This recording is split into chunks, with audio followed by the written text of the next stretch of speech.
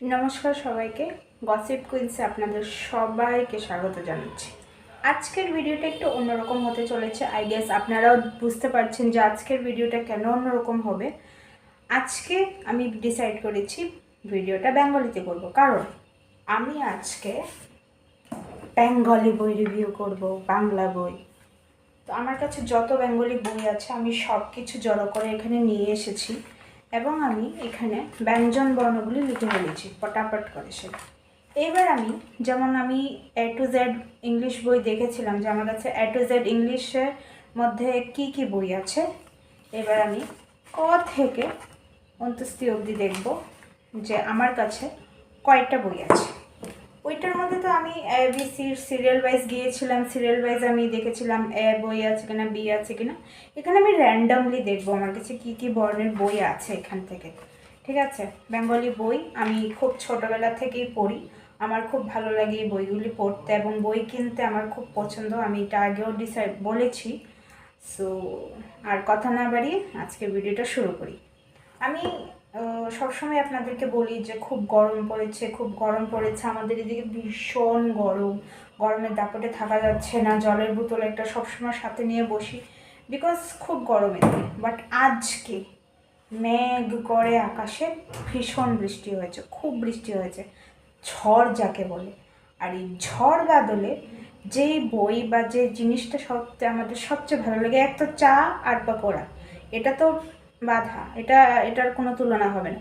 ঝড় বৃষ্টি মানে চা পকোড়া, আর তার সঙ্গে যদি একটা ভূতুড়ে গল্পের বই হয়ে যায় তাহলে তো সঙ্গে পে সোহাগা, তাই না? তাই বলো।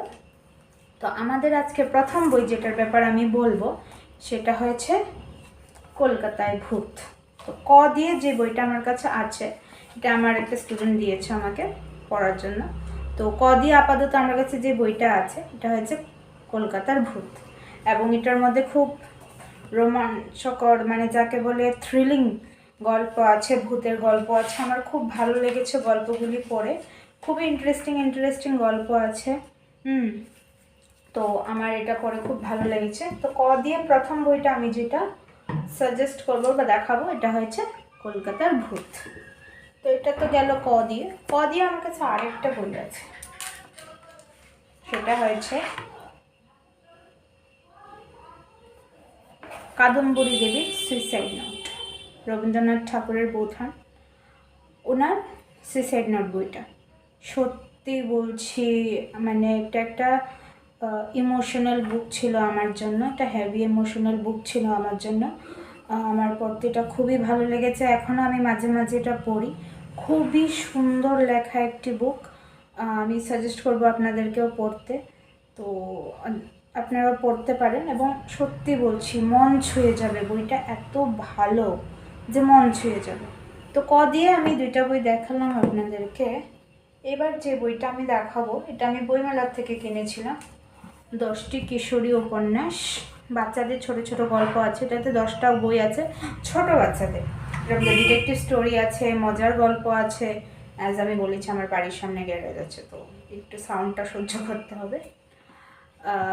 তো এটা দ দিয়ে, ঠিক আছে। আমার কাছে ক দিয়ে একটা বই আছে আর দ দিয়ে একটা বই আছে, ক আর দ আছে আমার কাছে।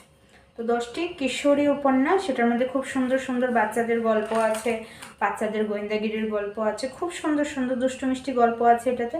আমার তো পড়তে খুবই ভালো লাগতো, তাই বাবাকে বলে বলে এটা আমি কিনিয়েছি। আমার বাবা আমাকে বইটই কিনে দেয়, বিকজ বাবারও পড়তে ভালো লাগে, আমারও পড়তে ভালো লাগে। তো এই বইটা খুব সুন্দর সুন্দর বাচ্চাদের শিশুর উপন্যাস আছে, ছোটো ছোটো গল্প আছে এটাতে, দারুণ। এইবার দন্তাস্য দিয়ে আমার কাছে আরেকটা বই আছে, সঞ্চয়িতা। এটার কোনো ইন্ট্রোডাকশন লাগবে না, এটাকে এক্সট্রা করে কিছু বলার দরকার নেই। রবীন্দ্রনাথ ঠাকুরের সঞ্চয়িতা, কেমন কবিতা আছে, কেমন হৃদয় ছোঁয়ার মতো জিনিস আছে, আমার নিশ্চয়ই এটা তোমাদের বলে দিতে হবে না। খুব ভালো রিড, এবং আমার তো প্রথম একটু পড়তে অসুবিধা হতো, তো আমার বাবা আমাকে পড়িয়ে পড়িয়ে বুঝিয়ে দিত, এবং সত্যি মন ছুঁয়ে যাওয়ার মতো কবিতা রচনা আছে এটার মধ্যে। তো এটা ট্রাই করতে পারো। তারপর আমার কাছে যেটা আছে এটা হয়েছে বঙ্কিমচন্দ্রের রচনাবলী। এবং এই রচনাবলীটাতে কী কী আছে আমি একটু বলে দেই।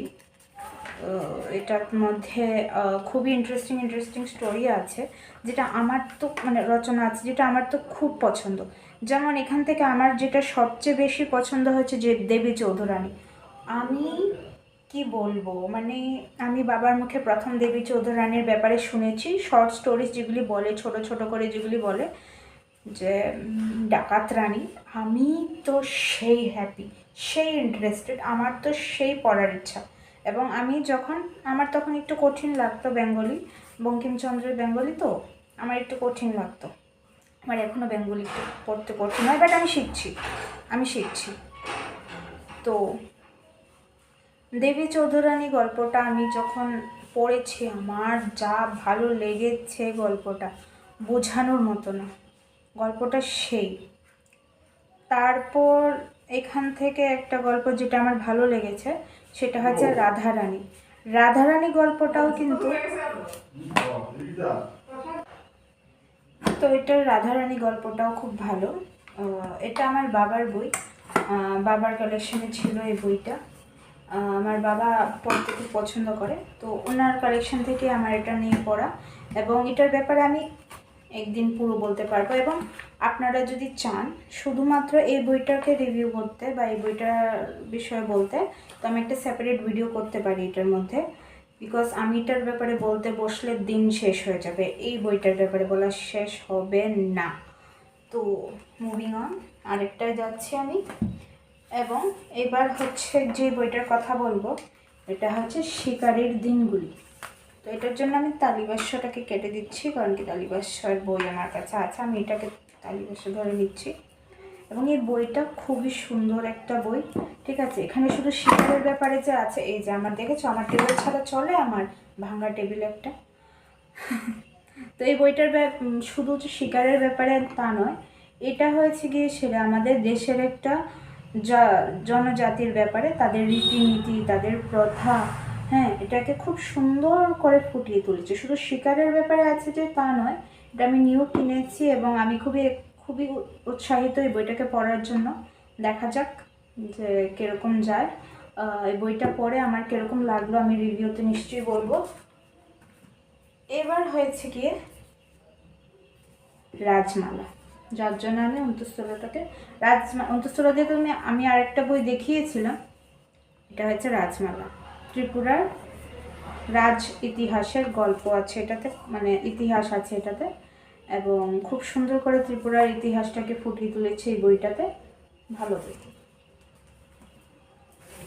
এবার যে বইটা আমি দেখাচ্ছি সেটা হয়েছে গিয়ে ভূতের রহস্য। আজকের মতো দিনের জন্য পারফেক্ট বই। চোখ দুটো দেখেছো কেমন আগুন বেরোচ্ছে, বাপরে, রাত্রেবেলা চোখ যদি এই বইটার মধ্যে পড়ে যায় না, আমার তো 2 দিনের ঘুম উড়ে যায়। বাট এটাতে খুব সুন্দর সুন্দর কিছু ফানি গল্পও আছে, কিছু গা ছমছমে গল্পও আছে, তো বেশ মজার একটা বই।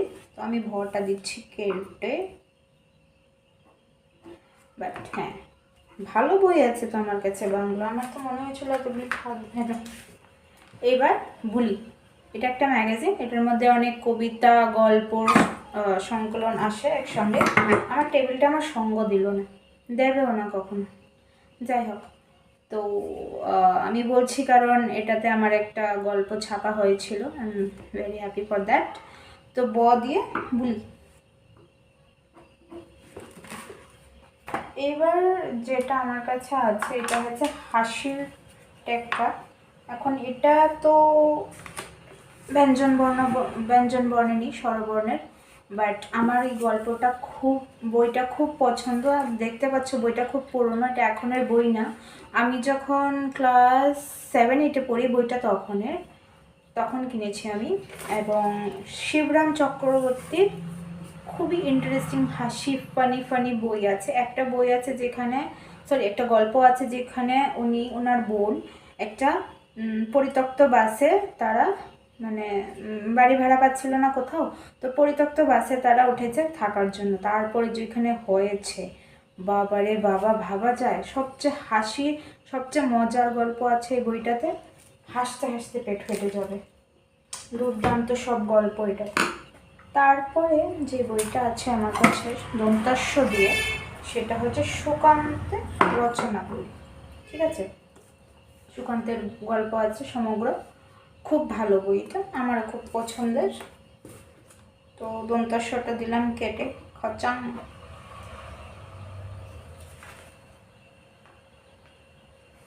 হটাও কেটে দেবো, কারণ কি আমার কাছে তো হাসির টেক্কা আছে, তো দিলাম কেটে।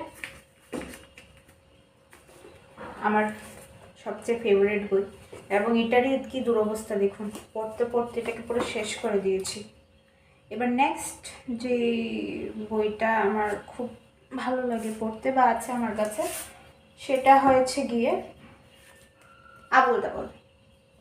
এগেইন ব্যঞ্জন বর্ণের না, এটা স্বরবর্ণের, বাট এই কবিতার বইটা দারুণ। ফেলুদা, ডিটেকটিভ ফেলুদা, আমি জাস্ট হিউজ ফ্যান ফেলুদার। মানে আমার খুব ভালো লাগে ডিটেকটিভের মধ্যে। আমার যে ডিটেকটিভটা সবচেয়ে বেশি ভালো লাগে সে হচ্ছে ফেলুদা। সত্যি, যেমন গল্প তেমন রহস্য তেমন সব কিছু। আমার তো ভীষণ ফেভারিট এই বইটা। তো পটা দিয়ে প প প কোথায় গেল, প পাচ্ছি না, এই তো প দিয়ে আমার কাছে যে বইটা আছে সেটা হচ্ছে পাহাড়ে ফেলুদা। আপনারাও যদি কোনো থ্রিলিং, কোনো একটা ফ্যান্টাস্টিক মিস্টেরিয়াস ডিটেকটিভ স্টোরি পড়তে চান, ফেলুদা পারফেক্ট চয়েস। এইবার আমার কাছে যে বইটা আছে সেটা হচ্ছে এটা, আবোল তাবোল। ট্রাস্ট মি, এর থেকে ফ্যান্টাস্টিক কবিতা আপনি কোথাও পাবেন না। এত ফানি, এত ইন্টারেস্টিং। সুকুমার রায়ের এই আবোল তাবোল কবিতার বইটা দারুণ। আমার এক একটা কবিতা এতবার করে তখন পড়া হয়ে গিয়েছিল যে আমার লিটারেলি মুখস্থ হয়ে গিয়েছিল কবিতাগুলি। যেমন এখানের মধ্যে সৎপাত্র কবিতাটি তো দারুণ। দাঁড়ান, আমি একটু সৎপাত্র কবিতাটা পড়ে শোনাই। শুনতে পেলাম পোস্তা দিয়ে, তোমার নাকি মেয়ের বিয়ে, গঙ্গারামকে পাত্র পেলে, জানতে চাও সে কেমন ছেলে।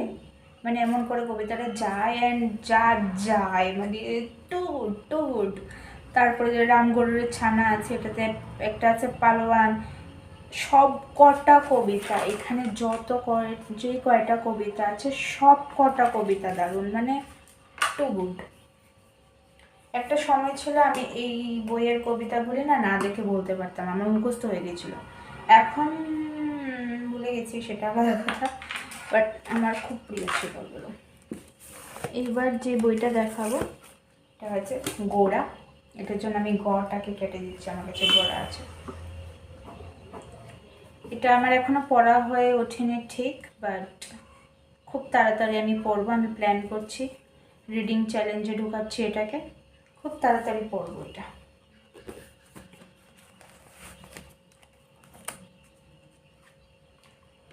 আর কোনো বই ছুটে গেল না তো, দাঁড় দেখে নিচ্ছি। আরেকটা বই যেটা আছে এটা হচ্ছে রং বদলায়। এই বইটাও খুব ভালো, সুন্দর একটি বই। আমার মোটামুটি ভালোই লেগেছে। আপনাদের যদি একটু কোনো কিছু ভালো রিড করতে হয় তো আপনারা এই বইটা পড়তে পারেন, খুবই ভালো সুন্দর একটা বই। 29 তো আমার আগেই কাট হয়ে গিয়েছিল।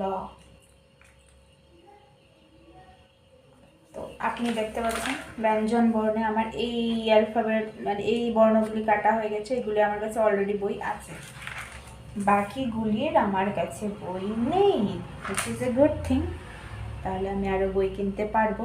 আপনারা যদি কোনো ভালো বাংলা বই জানেন যেগুলি পড়তে খুবই ইন্টারেস্টিং ভালো, দেন আমাকে একটু সাজেস্ট করবেন যাতে আমি ওই বইগুলি পড়তে পারি। আমার খুব ভালো লাগে বই পড়া, বই কিনা দুটোটাই আমার কাছে খুব ভালো লাগে।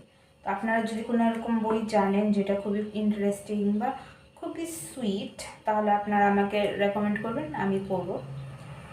আজকের ভিডিও এতটুকুই। আমার সঙ্গে ভিডিও দেখার জন্য অনেক অনেক ধন্যবাদ। ভালো থাকবেন, সুখে থাকবেন। শুভরাত্রি।